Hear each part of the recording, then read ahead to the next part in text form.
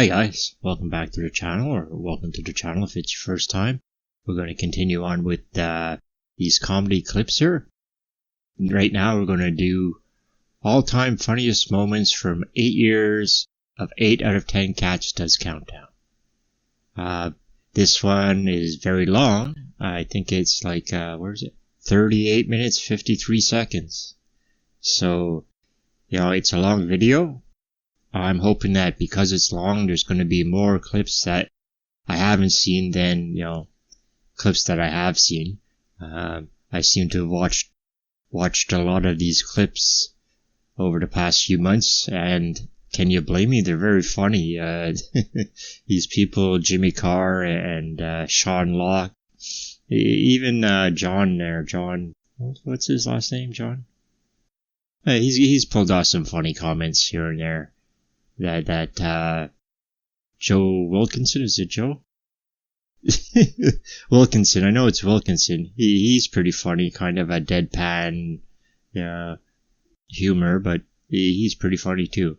So this is going to be almost 40 minutes of them. So, we better get started, eh?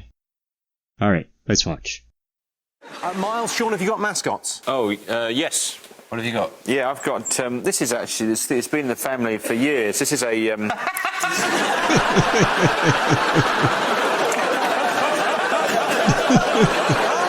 the family for years.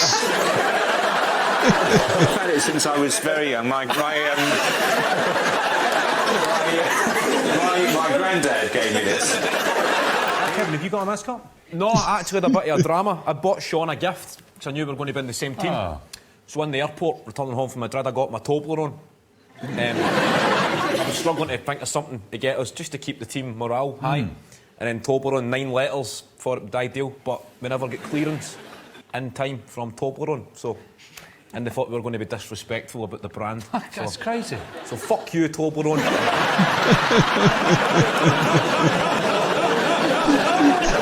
Yeah, Toblerone. The only reason the Swiss make chocolate, right, is so we don't associate with blood diamonds and Nazi gold.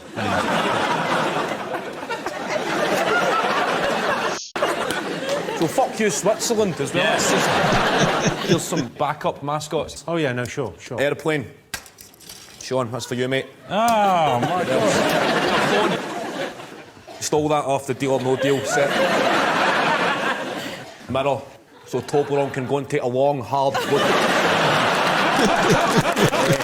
What's going on, Joe? Tell you what's going on, Jimmy, is you fired me.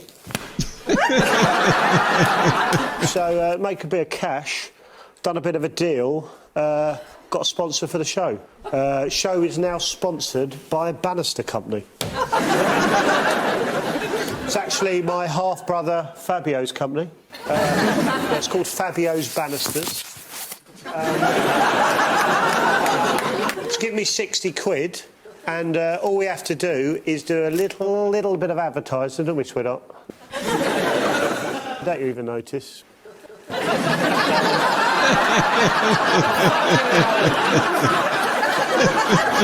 a fucking erection in it, you idiot! I said don't have an erection! I said don't have an erection.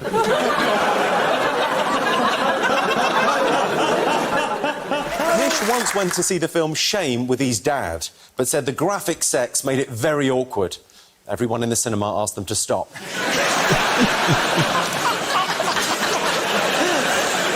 Hi, Dad!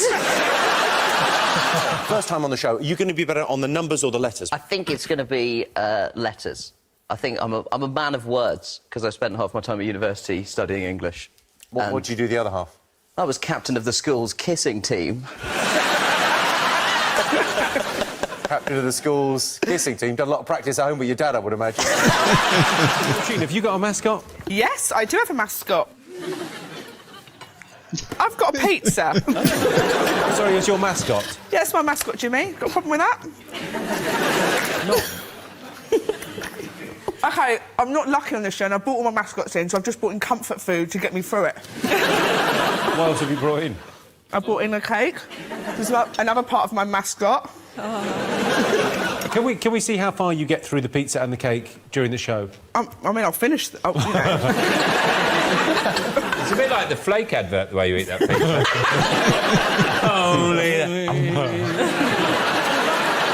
Shall I put this down now? No, eat it. Oh.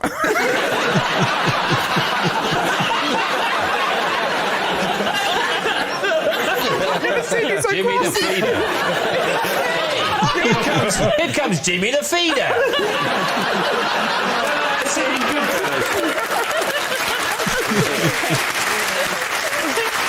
You used to work as a door-to-door salesman, Johnny. Yeah, I did a bit. I did 3 nights. You did 3 nights. What did you sell? When lots of people bought the council houses, I went door to door and offered to service all the gas devices. So we would come in and for only £25, we would service every device and that would cover you for the year. So your initial call-out charge would be covered under that £25. I didn't know you were going to ask me about that. In fairness, I thought you were going to ask me why I'm wearing this ridiculous fucking shirt. It's got naked women on it. I look like I fly an helicopter in Barbados.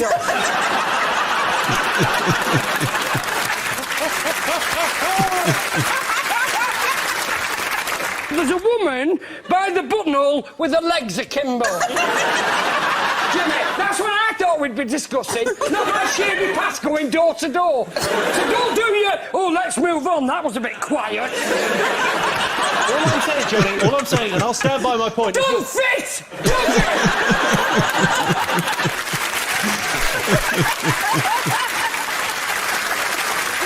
OK, time to go across once again to Dictionary Corner. Greg, what have you got for us? When I was an educator, as I was for many years, I was fortunate enough that there was a guest speaker at the school that I taught at, and it was the ex-champion boxer Chris Eubank. He very kindly came in for nothing to inspire the children, and he did a 3.5-hour lecture to them. That it was unusual, and it consisted of him telling some loose anecdotes, but he interspersed them with very aggressive poems that he'd made up himself, which he shouted into the children's faces. And it, you know, it was really inspiring. Anyway, I realised afterwards, I didn't think I could do impressions. I've never been able to do impressions. That I can do an incredible impression of Chris Eubank. And because he inspired me that day, I've realised that classic works of literature sound better through Eubank's voice. What a wonderful treat for us all. I thought I'd present some to you. And before I do, I would tell you that my agent and every member of production I've spoken to on this show has made it very clear they think this is a terrible idea.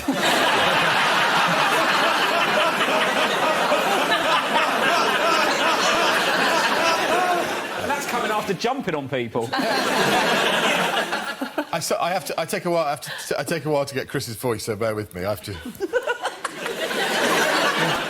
No. It was the best of times. Please,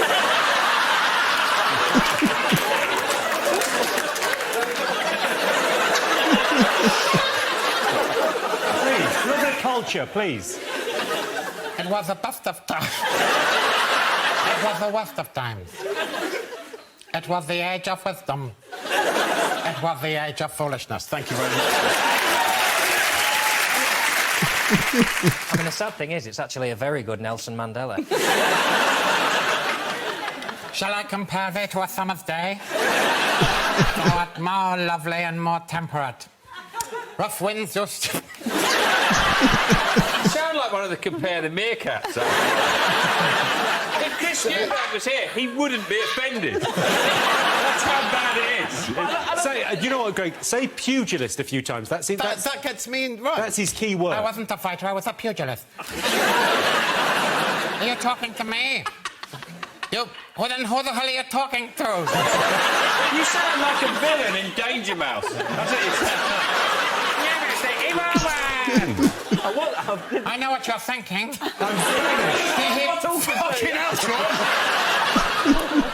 It's one of the worst impressions ever. I know what you're thinking.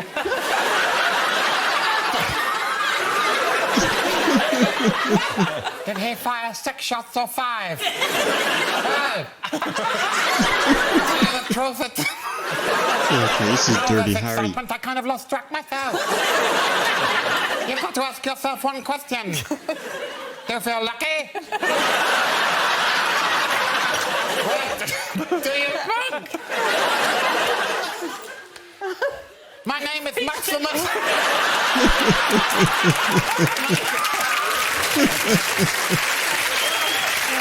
Have you got a mascot? Yeah, I've got a few. So, I've got my lucky thesaurus that I've been through thick and thin with that one. And, my lucky calculator. So those are there. Those 2 lucky objects. The last thing is this fellow, Tony. I'll just pop there. Who is Tony? Tony's a guy I met in the Emirates. And we've really connected, and we've lost touch. So yeah, it's basically if Tony watches this, even if it's on YouTube, just get in touch. I thought we had something. We did have something. I didn't think it. I know we did. A mascot today. Yes, I do have a mascot, actually. The last time I did the show, I was a little bit nervous. I feel like I lost focus and I wasn't entirely together. And so, yeah, I've been really trying my hardest and practicing with a really supportive, motivating beatboxing friend, obviously. So, you know, just to have him around, he makes me feel better and more confident about myself. He's always testing me on things. Thanks a million, Ross. Like, say, for example, so we'll try one now and just give it a go. So looking for a 9-letter on this, possibly. Show busy? What for show busy yet? Great, good, going well. So like, let's try another one now. Oh God, and again, I want to go for nine on this, Susie. Beatboxer. Beatboxer. Oh, brilliant! Yeah, great. And another thing now. What's it? Oh, I'm not great with the numbers now. John, do you remember? I wasn't very good with the numbers at all. But let me just see. 50 plus 50 plus 50 plus 50 plus 50 plus 50. 300. Oh. What have you got? What's your 9-letter word, Lee Mack? Steadings. Oh, amazing. It's in.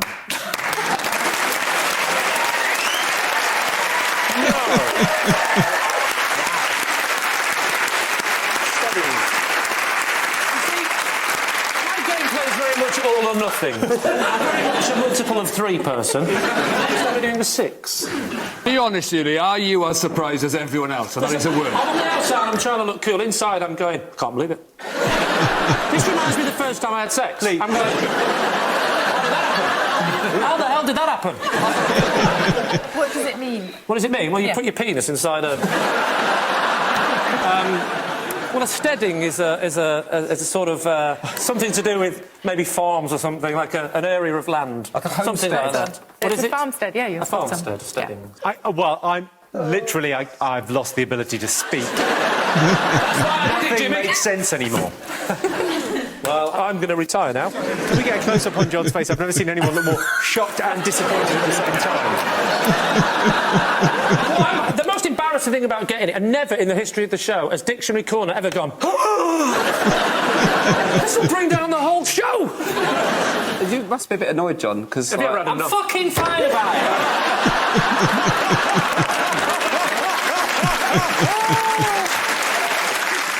On to our first numbers round, OK? John and Sarah, your turn to pick the numbers.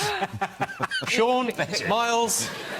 Sean and Miles, I won't say it again. Fingers on lips. Hands on heads. Pay attention, it's the numbers round. Yeah, ready. I'm ready. Were you ready? No, he'd brought up Hitler. He was whispering to me about Hitler. Why was he whispering to you about Hitler? He said, I don't know about you, Miles, I'm on the fence. I was going to say no, Sean. I'm a bit like the Swiss during the Second World War, going, I can see the good side and the bad side. I'm going to stay neutral. Yeah? OK, on to our first... Oh, no. A poll recently voted Peter Serafinowicz Britain's funniest comedian, and that poll was his nan, Mrs. Serafinowicz. Peter, are you a fan of word games? Well, to be honest, Jimmy, I don't think that's any of your business.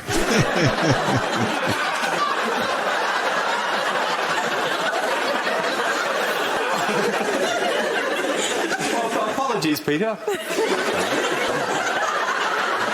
if I crossed the line there. I'm sorry. Any words you're hoping will come up tonight? Abdicates. I'm with Peter. So what's the most common question you get asked then? Don't know if this. I have been asked this twice this year already, which is quite a common question, and that is one of them was from quite an elderly lady, and she said, "What does the G stand for in G-spot?" What does it stand for? It stands for a guy called, I think it's Greifenberg, who was the lucky guy who found it. It's interesting because, do you know... Because you've written a book about this, haven't you? There's a woman called Beverly Whipple who actually discovered it and didn't want it named after her. It was going to be called Whipple's Tickle, and she didn't want her name used on it. And there's no part of the vagina that's named after a person that isn't named after a man. Yeah. Whipple's a much better name. Yeah. I've got another good vagina fact. Yeah. This show just got excellent. Apparently, the G-spot isn't actually a real thing, but the clitoris is like 10 centimetres long. Wow, OK. And isn't it true it was originally called the clitoris? After the guy that found it? The guy called Chris who found it first. I was actually in lower six with him. Yeah, he's a good bloke. OK, and in charge of the numbers, it's Rachel Riley.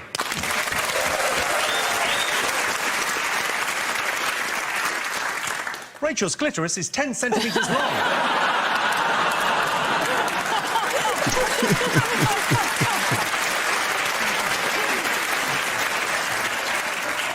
That might be a small penis, Rachel. We need to talk. I might have one of those. Richard, have you got a mascot?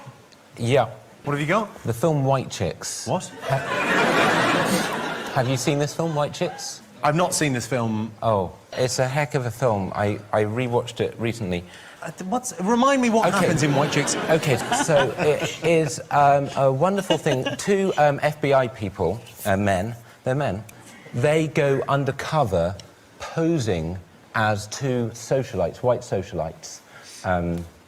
I don't know that you need to say white in front of socialite, actually. But they go...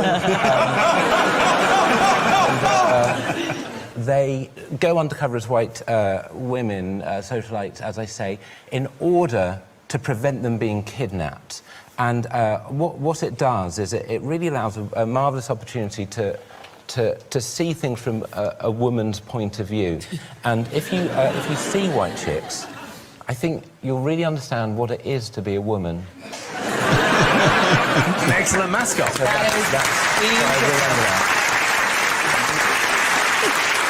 my mascot is just down here, so Lil Dicky, if you wouldn't mind covering for me for 2 seconds.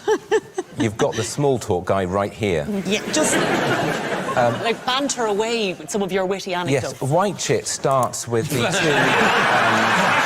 the two undercover FBI people posing as Mexicans. And they do some wonderfully sensitive material at the start. But Done now, Richard. It's all fine.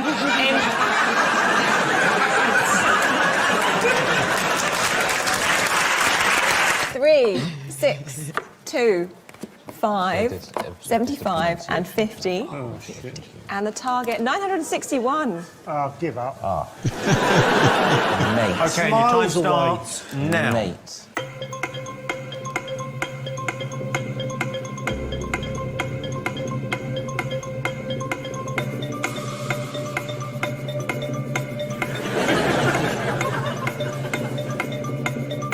The target was 961. Joe, did you get it? 1,000. Aisling, did you get it? Yes, Jimmy, I got it, yes.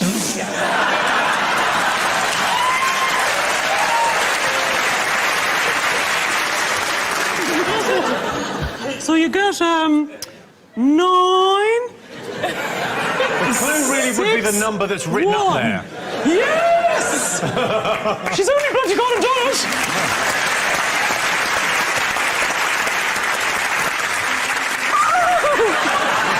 Hang on! Whoa! Yes, Wait a second. That's exactly how Marlon Wayans is unveiled in the fashion show in the finale of White Chicks. Thanks, Richard. I was really looking forward to seeing that film. Time to go over to Dictionary Corner. Nick, what have you got for us? I've got a poem. You've got a poem? Well, fantastic. What is that? I have feelings I can share. That says stalking and stalker on the back page. Yeah, it did.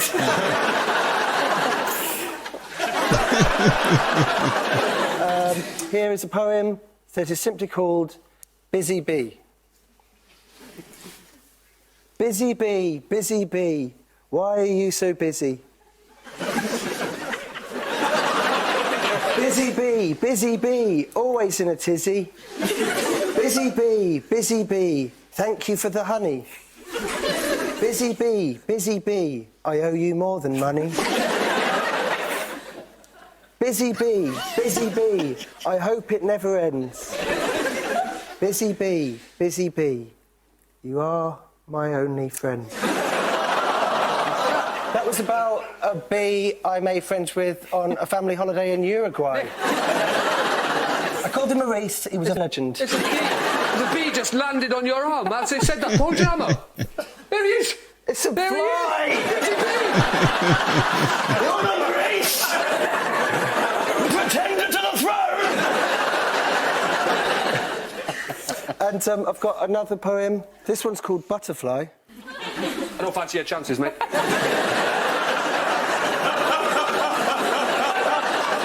You wouldn't do that during Shakespeare, would you? You have got the beard.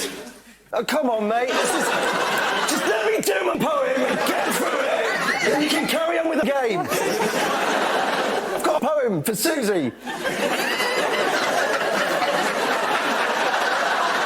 Sorry, Nick. Shut the fuck up!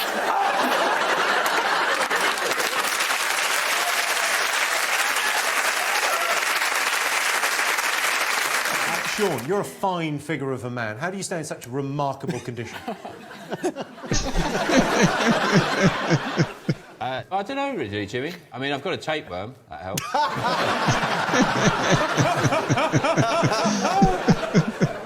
That certainly helps. Well, I call him Charlie. So go on, Charlie, that's for you. Look. Like that.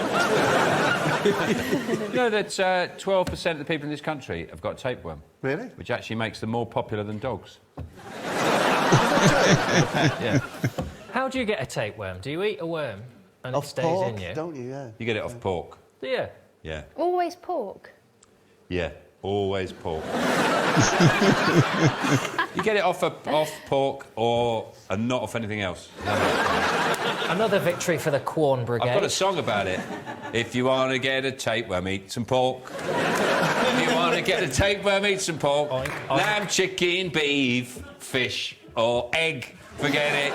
You won't get a tapeworm.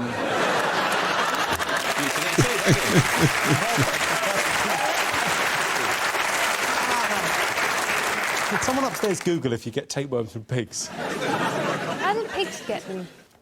They get them from other pigs. They eat pork. You can only get them. How many times do I have to explain it? You can only get a tapeworm. If you want to get a tapeworm, they eat pork and then they get it and they get it to the pork. So which came first, the tapeworm or the pig? Well, it was the Big Bang, actually. What happened was all the tapeworms flew into the pigs. Some people say this version of Countdown is less intelligent than this. Sean, news just in. You can get tapeworms from beef. Well, I just say one thing. Google can go fuck itself. Richard, take the 10 and square it. It's not allowed in Countdown. Actually, can you cube it? Sorry. Cube it.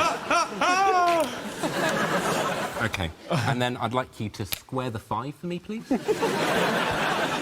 I like it. And then I'd like you to times that 25 by the 2. The other 2. Perfect. And then take it away, and you've got your 950. OK. Oh. So, Rachel, mind blown? That was amazing. That was proper maths, and you haven't used any of the numbers twice. Thank it's you, never been Rachel. done before. It's groundbreaking. That's right. You're It my is hero. all of those things. Could it actually be done? No. No way. No. It's just been done. Well, despite Richard's amazing maths, no one got any points there. The scores at the moment, Richard and Rob have no points. No, what? They've got... Hey, come on. Rachel. Come on, mate. What? I'm not even on their team, but he just did something wizard. If you want to square and cube things, get a job in a fucking jelly factory, mate.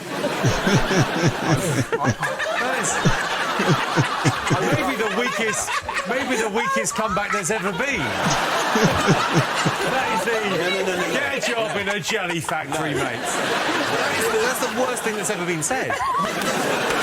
Have you got a mascot this evening, Lee? I have got a mascot, yes. What have you got? I brought along, this is genuinely true, I've actually brought along my nan's ashes. And genuinely true, my nan was always a big fan of Countdown, and she always wanted to come on. And so this is like... that's genuinely my nan's ashes. It's not, though, is it? It really is. Look, and I'll show you. Can we have a look? Don't joke about with it, because it's genuinely real. Oh, dear me. Admittedly, it's a whole head just pushed in, which is not nice to see. OK. Lee? 422. Lee? How did you do it? Right, you take that 422 at the top. Write that down. Don't touch it with any of the other numbers. I haven't got anything again, you useless bitch! I'm going to get you like this when you're alive! Nothing! Sorry, I've been under a lot of stress since she died. Oh, that was it? I got nothing. Sorry. Well, you were writing stuff. You've put -8 there, 66 there. You've got and 78. Where's that from? That's when she died. Now, before we go on, he doesn't work here anymore, but he keeps on turning up anyway. It's Joe Wilkinson. Yay!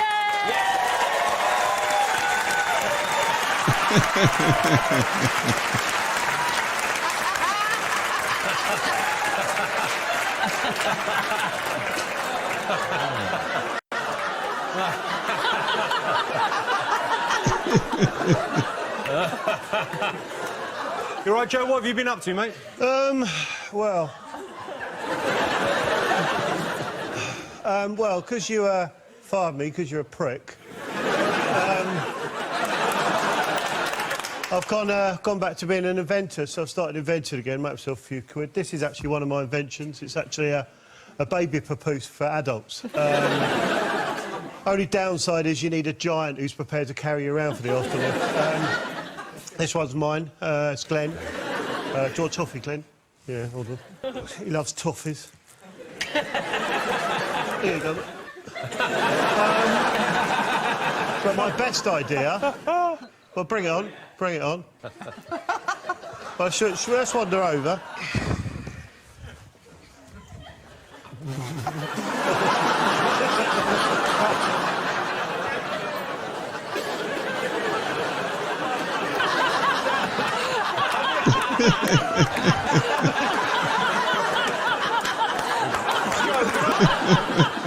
You know when you've put a bit of weight on when the UK's strongest man is struggling to... Sean, what was your 6? Rejoin. Rejoin. Very good. Thank you, it means a lot. Alan? We got a bit like that. We both got joiner. Joiner's pretty good. Joiner. Did we get it? Is that right? 6 points for both teams. Ivan, Susie, could they have done any better? Yeah, they could have done, actually. But we got ironer and then loriner, which is someone who makes stirrups. Of course. Susie, can you confirm that? Yeah, Because make her small bits for horses. You know, like a loriner would. Stirrups, yeah. Do you know there's people specially designed to clean horses' willies? Sorry, there's people specially designed.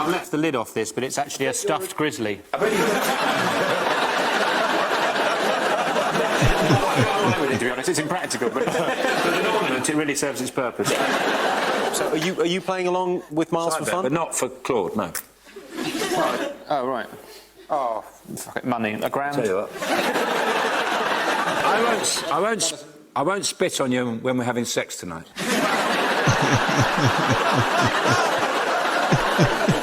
Good luck trying it without a spit.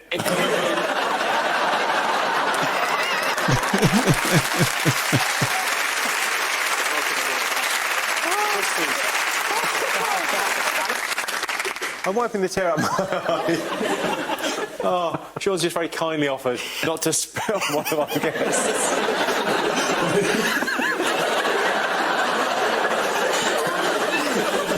That's a nice thing.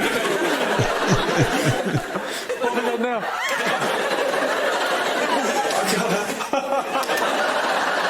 I would say I'm not a nice guy, but I do nice things. And with Tom, of course, is Susie Dent.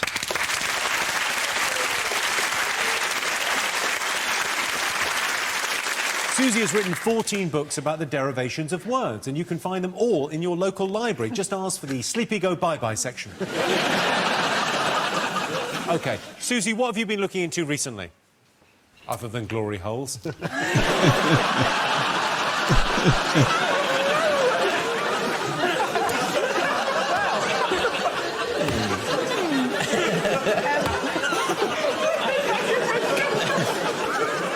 most unnecessary joke.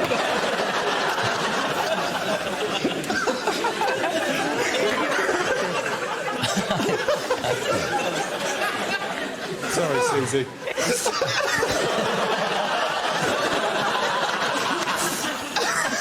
OK. Now, what have you been looking into recently?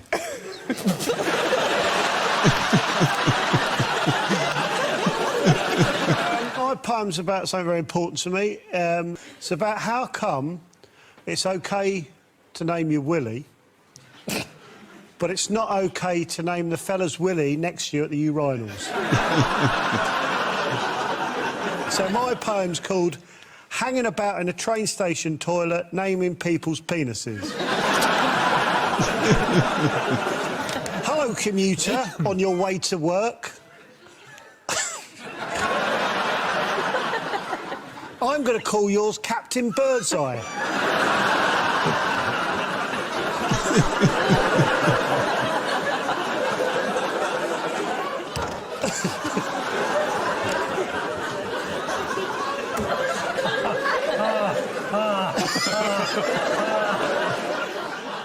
Because it looks like it's wearing a polo neck and winking at me.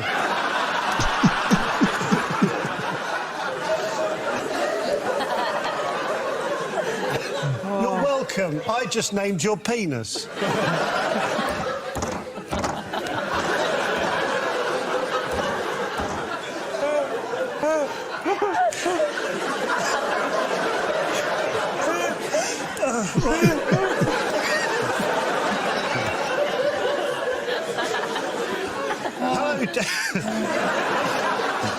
Hello, train driver who just nipped in for a piss. I'm going to call yours Mrs. Fernsby. My old geography teacher. Because you're small and wrinkly and have a birthmark down the side of your shaft.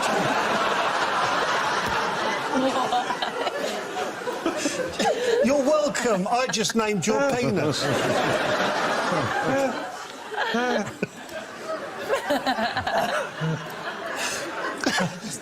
Hello, please. Hello, please. Stop. Hello. Hello, police officer.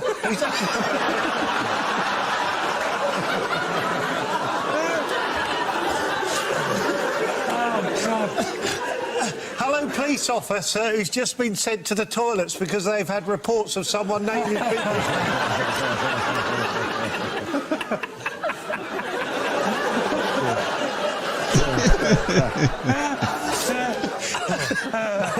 You can't arrest me for naming strangers' dogs. Oh, you can. I didn't know that. Oh, great. Now I'm electronically tagged again. All right, so that was all-time funniest from 8 years of 8 out of 10 Cats Does Countdown. I don't know, these people get stuff done, man. Apparently it takes a long time to do a single show. I think somebody told me that in one of the messages. But looks like they're having a lot of fun. There was some clips I had seen before. Sometimes, you know, they seem a little different. Maybe they let them run a little longer or don't edit certain things out, but they seem like just a little different. There'll be another line added on or something. It was pretty funny. It was a little long, but it was worth it. So, thanks for watching. Be sure to like the video, subscribe to the channel, turn on your notifications, and, you know, pass the video around if you want to. So, thanks for watching. Have a nice day.